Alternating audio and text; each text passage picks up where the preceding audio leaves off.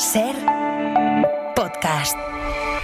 La masiva participación de los españoles en el referéndum nos permite abrigar la esperanza de que la nueva etapa histórica que se abre para España nace firmemente asentada sobre la madurez política de su pueblo. La dialéctica de las votaciones como principio democrático legitimador ha prevalecido claramente sobre el lenguaje de coacción y de violencia. El pueblo español ha votado con sentido de futuro por una España en paz. Buenas noches, señores, y muchas gracias.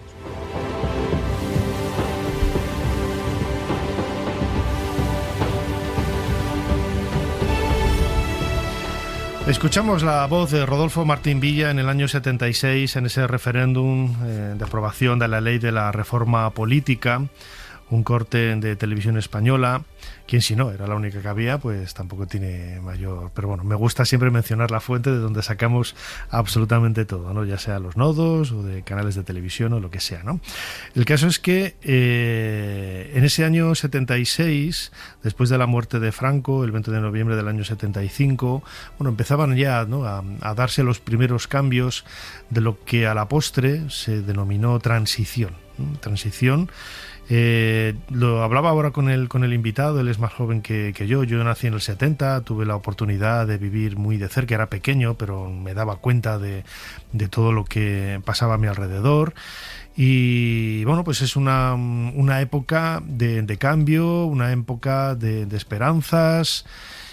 Vamos a analizar un poquito todo lo que sucedió en esa transición a colación de un libro que acaba de ver la luz, Retrato de la Transición, publicado por Siglo XXI Editores, cuyo autor, Francisco Leira, ya nos acompaña aquí en esta máquina del tiempo, profesor de la Universidad Carlos III. Francisco, bienvenido de nuevo a Ser Historia.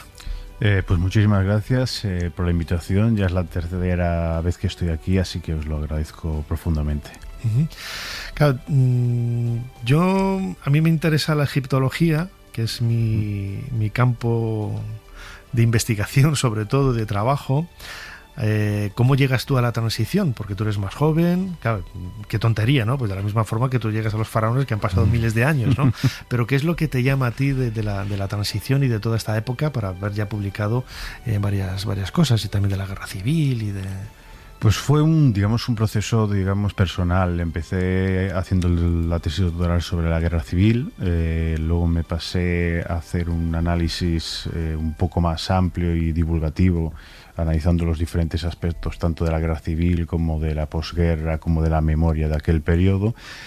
Y tenía ganas de hacer algo distinto sobre un periodo diferente, en este caso sobre la transición, y me pareció que la forma más interesante para abordar aquel periodo, después de todos los trabajos que se habían realizado, excelentes trabajos, los de Carmen Molinero, Perisás, Alfonso Pinilla, Roberto Muñoz Bolaños, José Luis Ibáñez Salas, es decir, son muchos los que hay que citar, además de los clásicos como Javier Tusell, y me pareció que era interesante abordarlo a través de las entrevistas orales, y de ahí que sea un libro en el que a través, de las entrevistas yo realizo mi narrativa y voy contando lo que sucedió en aquel periodo.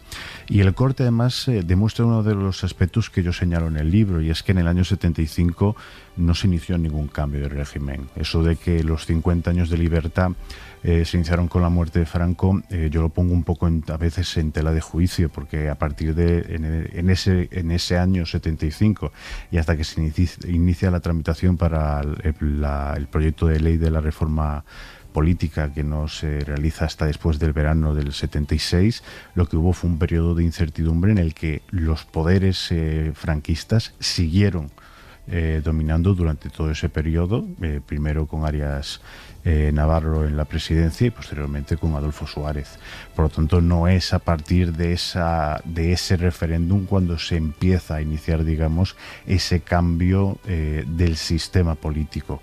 Y yo pienso que a través de la narrativa de sus protagonistas se ven otras facetas de ese periodo, es decir, esos diferentes proyectos aperturistas, inmovilistas, rupturistas, reformistas. Bueno, se dijo también que la transición, no sé si estarás de acuerdo, tú que eres especialista en la guerra civil, es casi la última etapa de la guerra civil. Sí y no. De alguna forma, todos los proyectos políticos de aquel momento trataron de ser bastante pragmáticos y de entender de que lo que tocaba después de la muerte de Franco era un cambio. No se sabía qué tipo de cambio, pero que era un cambio. Y luego nadie quería quedar fuera de ese proyecto político. De ahí que, por ejemplo, pues el Partido Comunista haya sido uno de los partidos que más haya cedido por no quedarse fuera de él. De hecho, es el único que jura públicamente la bandera, la legalidad, digamos, de la monarquía, y que no sucede, por ejemplo, con el Partido Socialista, que también había tenido puestos de gobierno durante la Segunda República. Entonces es un momento en el que, a pesar de esos intereses rupturistas, reformistas, pues o inmovilistas, o incluso así a medio camino, como el de Fraga, todos tienen un pragmatismo político para intentar estar dentro del sistema y a partir de ahí empezar a negociar para ver qué tipo de democracia se quería construir. Uh-huh. Martín Villa hablaba de aquellas personas que intentaban bloquear, ¿no?, el cambio, la democracia, la libertad. Se refería a los grupos terroristas que había en aquel momento, ETA, Grapo. El secuestro de Antonio Oriol, por ejemplo, por Grapo, fue también un momento clave, ¿no? Pues se intentó chantajear al gobierno para conseguir ciertas cosas. El ambiente, en definitiva, ¿no? En definitiva, lo que hacía Grapo era quizás una proyección de esa inestabilidad que había en la sociedad, ¿no? Tú lo has dicho, no hubo un cambio de la noche a la mañana, y había mucha gente que no dejaba de pensar a ver qué es lo que se nos viene ahora, ¿no? Sí, exactamente. Por un lado, nadie sabía lo que iba a suceder. Lo que tenían claro todos los proyectos políticos y en general luego la sociedad era de que se quería un estado normal dentro de lo que era Europa y sobre todo introducirse dentro de lo que era la dinámica de Europa después de 40 años aislados. Y luego, sobre lo que hablas de la violencia política, es algo que remarco en el libro y que remarcan los protagonistas, que no caen tanto en esa mitificación de aquel periodo de una transición modélica, sí que reivindican ese periodo, como es lógico, pero que la llevan un poco más al espacio terrenal. Porque, como has dicho, la violencia, no solo, además de no solo venir por parte de ETA, del Grapo, sino también venía de la extrema derecha y también de las fuerzas y cuerpos de seguridad del Estado, que en aquel momento aún no habían desarrollado una transición hacia, digamos, la democracia y tener unas actitudes dentro de lo que es la represión de las manifestaciones propias de aquel tiempo. Y la violencia política terrorista también participó, digamos, de alguna forma en la transición, con un intento de tratar de boicotearla, buscando sus propios fines, y se puede observar cómo ETA pues decidía los momentos en los que quería matar. No podemos olvidarnos que, por ejemplo, uno de los entrevistados, a quien saludo y le agradezco su tiempo, como es el señor Javier Rupérez, acababa de ser puesto en libertad de un secuestro cuando se estaba debatiendo, curiosamente, el Estatuto de Gernika, el Estatuto Vasco. ¿Por qué? Porque en ese caso ETA político-militar lo que pretendía era, digamos, ir más allá, es decir, la autodeterminación. Por lo tanto, la violencia política está realmente relacionada con todo este proceso de cambio político que se desarrolló. Lo has mencionado ligeramente, la transición a veces se ha idealizado, ¿no? El hecho de que esos cambios fueran tan, bueno, pues una transición más dulce. ¿Realmente la hemos idealizado? ¿Fue más conflictiva de lo que habíamos pensado? Sí, yo pienso que en cierta medida la hemos idealizado. Es cierto de que lo que se consiguió en tan poco tiempo hay que reivindicarlo, y es algo que todos los historiadores tenemos en cuenta. Es decir, en poco espacio de tiempo se votó el referéndum para la reforma política, primeras elecciones generales libres, referéndum para la Constitución. otras elecciones generales libres y primeras elecciones municipales. Y además con muy poco espacio de tiempo. Muy poco espacio de tiempo y la gente votando, no como ahora, iban casi el 80% de la gente a votar. Y ahora si va al 50%, date con un canto en los dientes. Sí, por eso yo pienso que por esa parte sí que realmente hay que tenerlo en cuenta, pero sí que por otro lado sí que creo que la hemos idealizado. La violencia que existió durante aquel periodo es visible. Todo consenso viene precedido primero de una parte de disenso. No podemos olvidarnos, por ejemplo, que en la ponencia constitucional el Partido Socialista se fue de la propia ponencia constitucional y en aquella entrevista que hizo Solana al diario El País, llegó a decir, acusando a UCD y a Alianza Popular de que se estaban escuchando palabras de otro tiempo y que solo faltaba citar la conspiración judeo-masónica. Es decir, llegó a decir eso en plena ponencia constitucional, pero es que es algo normal, es algo propio de la política. Entonces no podemos pensar de que ese consenso lo que implicó fue de que todas las fuerzas dijeron, vale, cedemos en todo, sin que en esa cesión no hubiera antes un intento de disenso y un intento de tratar de conseguir sus propios objetivos políticos, porque forma parte de la dinámica política normal. Uh-huh. Aparte de ese miedo que yo comentaba ahora y que, la gente yo creo que preveía el cambio, pero no sabía por dónde. También estaba sustentado en la crisis económica que había brutal, el paro y un desencanto enorme, ¿no? Que en un principio podríamos decir es parecido al desencanto que hay ahora con los partidos políticos, pero en aquella época no, era un poco al contrario, ¿no? Ahora estaban todos ahí más o menos de la mano en el mismo camino y nunca se había podido votar al Partido Comunista ni a partidos de izquierdas, pero aún así había cierto desencanto y cierta frustración y cierto miedo también, ¿no? Sí, porque era un momento de profunda inestabilidad y de que no se sabía cuál es el final. Ahora conocemos a dónde llegamos y todo lo que tenemos que conseguir en un futuro.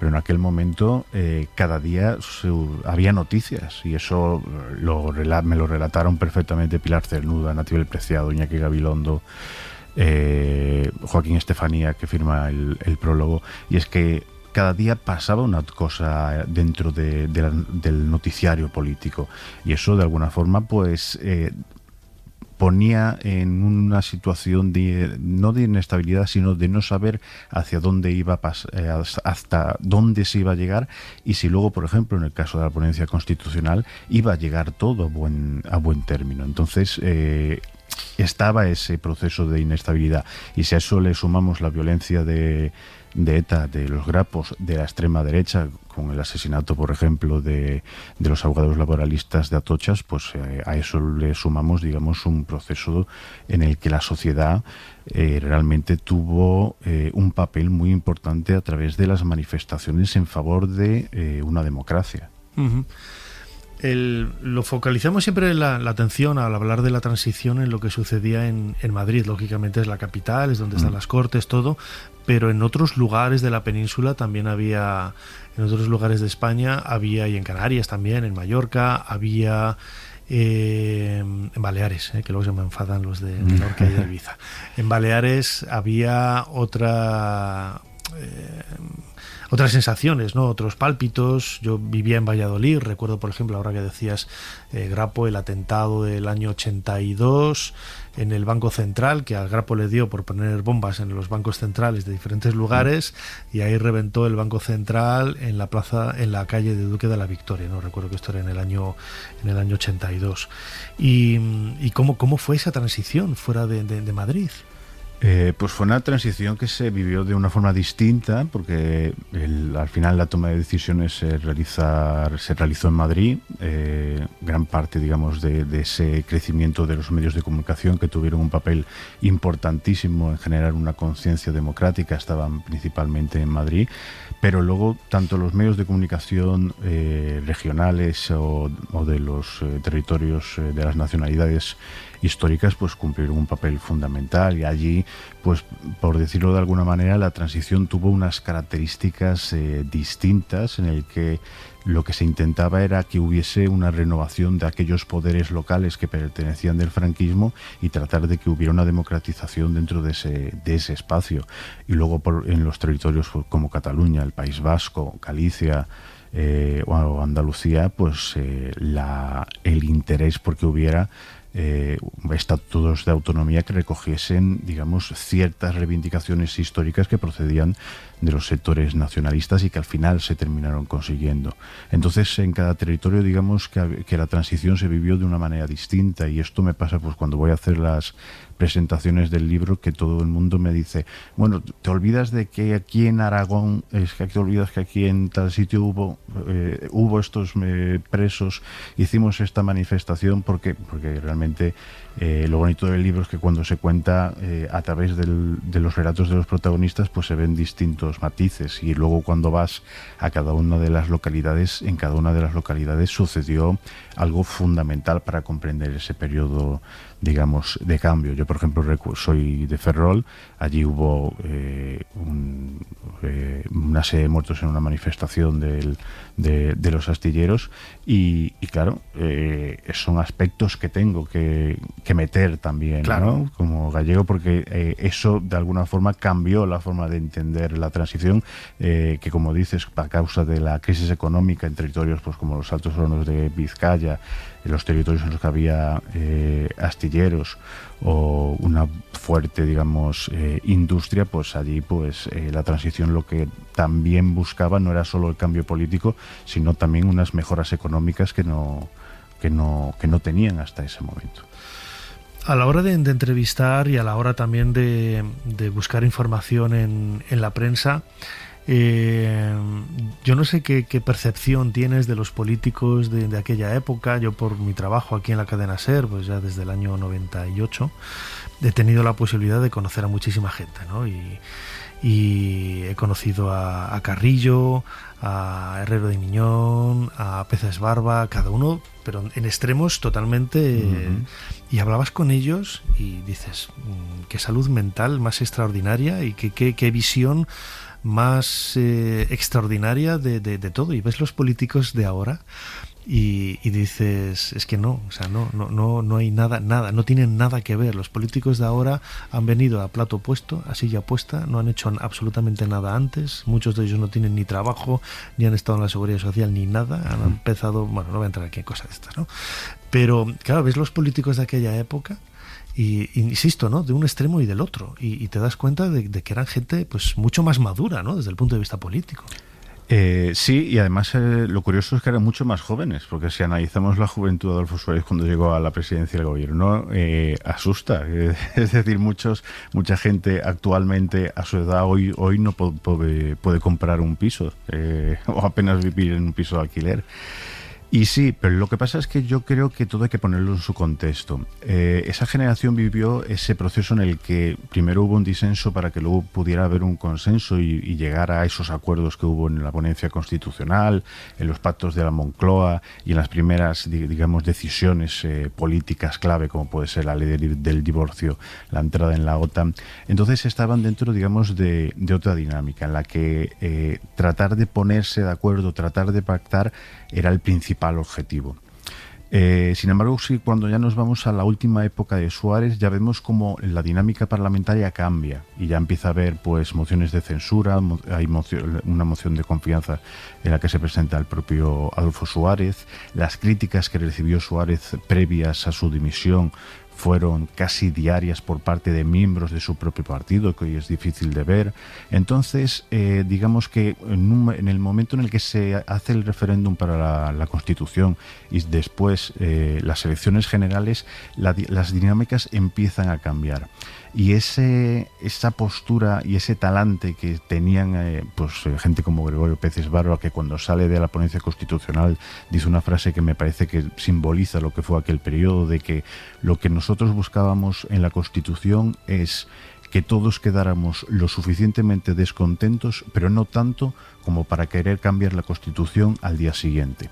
Y eso era lo que querían hacer. Lo que pasa es que luego, cuando digamos, el sistema parece que ya ha cambiado, es decir, ya se ha pasado de una dictadura a una democracia, aunque hay que hacer muchas transiciones posteriores, la militar, la de la policía, la de la justicia, las dinámicas parlamentarias ya cambian. Y Adolfo Suárez, por ejemplo, se ve abocado a una persecución por parte de medios de comunicación y de su propio partido sin parangón. No podemos olvidarnos que, por ejemplo, si no es Cambio 16, es Diario 16, en una de sus portadas previas a la dimisión de Suárez lo pone como vestido de Napoleón. Y no sé si el titular era algo similar, que perdone la audiencia si me equivoco, algo similar como otro político que no quiere dejar el cargo. No podemos olvidar también que cuando llegó al poder, Ricardo de la Cierva escribió ese famoso editorial en El País de "Qué error, qué inmenso error". Es decir, dentro de este periodo de cambio político hay momentos en los que sí que hay, digamos, un profundo consenso por parte de todas las fuerzas. Me lo explicó a la perfección, por ejemplo, Rafael Arias Salgado, con esas reuniones que había entre Fernando Abril Martorell, Alfonso Guerra, el propio Arias Salgado, gente de la ponencia constitucional, pero después las dinámicas propias parlamentarias en las que ahí sí que hay un enfrentamiento directo. Y luego lo que le sucedió a Suárez dentro de su propio partido, en el que hubo realmente un ataque directo y que terminó pues con la famosa reunión de la Casa de la Pradera, en la que varios miembros de la UCD pues le llegaron a decir a la cara que lo que querían era su puesto. Es decir, todo tiene, digamos, su matiz. Es cierto que los políticos de ahora, digamos, son reflejo de la sociedad actual, no podemos olvidarnos, y que proceden ya, digamos, pues como yo, que en este caso soy profesor universitario, con la democracia también a mesa puesta. Yo no he tenido que luchar por traer una democracia. Sí. La diferencia, y esto es lo que sí que deberían de tener en cuenta todos los partidos políticos y muchos de los que se consideran periodistas y que están acreditados en el Congreso, es que tienen una responsabilidad social por mantener esa democracia e incluso, si puede ser, por mejorarla. Y eso yo creo que ahí es donde tenemos el verdadero problema actual. Retrato de la transición, publicado por Siglo XXI, es el último trabajo de nuestro invitado, profesor de la Universidad Carlos III, Francisco Jorge Leira. Francisco, como siempre, muchísimas gracias una vez más por habernos ayudado a hacer un poquito más de historia. Muchísimas gracias a vosotros y espero que haya otra oportunidad. Desde luego que sí. Muchas gracias. Para no perderte ningún episodio, síguenos en la aplicación o la web de la SER, Podium Podcast o tu plataforma de audio favorita.